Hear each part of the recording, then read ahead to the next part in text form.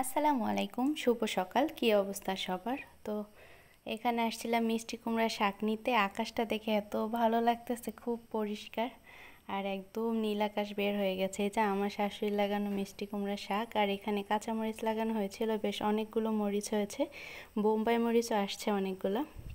বাইরের আবহাওয়াটা আজকে অনেক বেশি সুন্দর, যদিও এখন আমি ভিডিওটা করছি এই সময় হচ্ছে আবহাওয়া বেশ ভালো ছিল, কিন্তু পরবর্তীতে বৃষ্টি শুরু হয়ে গিয়েছিল। এই যে শুটকি রান্না হচ্ছে, এটা বলে শুটকি শিরা সিলেটের।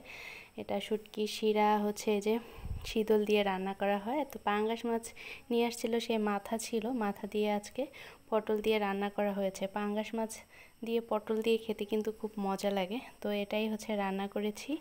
আর ছিল হচ্ছে মিষ্টি কুমড়া শাক আর লাল শাক একসাথে করে ভাজি করা হয়েছে। তো কেমন আছেন সবাই? আলহামদুলিল্লাহ আমি ভালো আছি।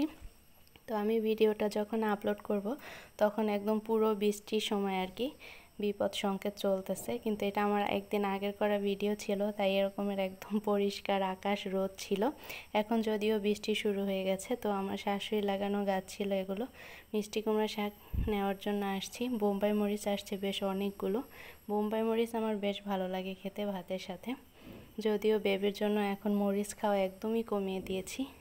আবহাওয়াটা আজকে এত বেশি সুন্দর, খুবই হচ্ছে ভালো লাগতেছিল, আর ঠান্ডা ঠান্ডা বাতাস ছিল। আকাশ মুহূর্তের মধ্যেই পরিবর্তন হয়ে যাচ্ছে, দেখেন একদম নীল আকাশ থেকে এখন সাদা হয়ে গেছে। তো মিষ্টি কুমড়া শাক দিয়ে হচ্ছে শুটকি শিরা রান্না করা হবে, কাঁঠালের বিচি আর শীতল দিয়ে। আর এখানে হচ্ছে লাল শাক, আর সাথে ছিল মিষ্টি কুমড়া শাক, একদম কুচি কুচি করে কেটে ভাজি করা হবে। এই যে শীতল শুটকিটা কে কে চিনেন, কে কে খেয়েছেন অবশ্যই জানাবেন। এটা আমার শাশুড়ির হাতে রান্না করা একটা স্পেশাল খাবার, শুটকি শিরা বলে এটাকে। কাঁঠালের বিচি আস্তে আস্তে করে দিয়েছে, আলু, তারপরে পুঁটি মাছের শুটকি, কাঁচামরিচ আর হলুদ মরিচ লবণ দিয়েছে। এই শুটকিটাতে কোনো তেল দেওয়া হয় না, খেতে কিন্তু বেশ মজা লাগে। তেল ছাড়াই এটা রান্না করা হয়। আর এটা ছিল ফাইনাল লুক। মিষ্টি কুমড়ার শাকগুলো পরবর্তীতে দিয়ে দেওয়া হয়েছে। পটল এভাবে করে কেটে রেখে দেওয়া হয়েছে খোসা ছাড়িয়ে। এটা দিয়ে পাঙ্গাস মাছের মাথা, লেয়ার ছিল, পেটের মাছ ছিল, সেগুলো দিয়ে রান্না করা হবে। তো এটা খুব ভালোভাবে পরিষ্কার করে ধুয়ে নেওয়া শেষ। এবার হলুদ মরিচ লবণ মাখিয়ে হালকা করে একটু ভেজে নিচ্ছি।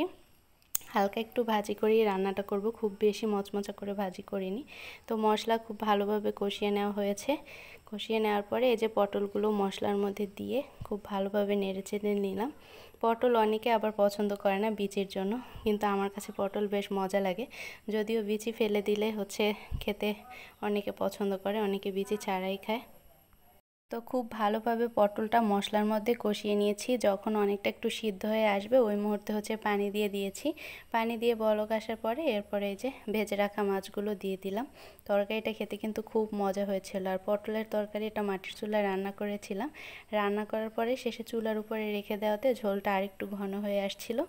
তারপরে খুব ভালোভাবে হচ্ছে রেখে দিয়েছিলাম ঢাকনা দিয়ে, এরপরে সেদ্ধও হয়ে গেছিলো পটলটা। এই যে মাছ রান্নাটা খুবই মজা হয়েছিল তরকারিটা। আর ছিল ওই যে শাক ভাজি, শাক ভাজি আমার অনেক পছন্দের একটা খাবার। আর ছিল ওই যে শুটকি শিরা, এটা তেল ছাড়া রান্না করা হয়, একবার খেয়ে দেখবেন, খুব মজা, সিলেটের স্পেশাল। Thanks for watching.